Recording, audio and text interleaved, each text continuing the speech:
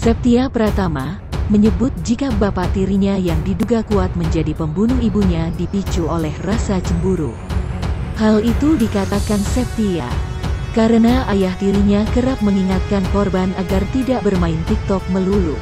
Septia juga menyebut jika ayah tirinya itu adalah pribadi yang pendiam. Ia tidak pernah tampak marah selama bergaul bersama keluarga kecilnya. Keterangan Septia sebagai saksi dibenarkan oleh Kasat Reskrim Polrestabes Surabaya, Kompol Mirsal Maulana.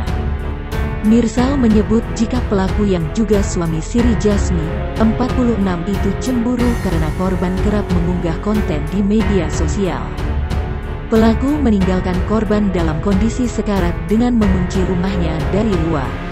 Sebelumnya, korban ditemukan pertama kali oleh anaknya. Septia Pratama di dalam rumah semi permanen di Wisma Tirto Agung Asri, Kelurahan Gunung Anyar, dalam keadaan sekarat, Jumat tanggal 15 Oktober tahun 2021 sekitar pukul 10.40 waktu Indonesia Barat.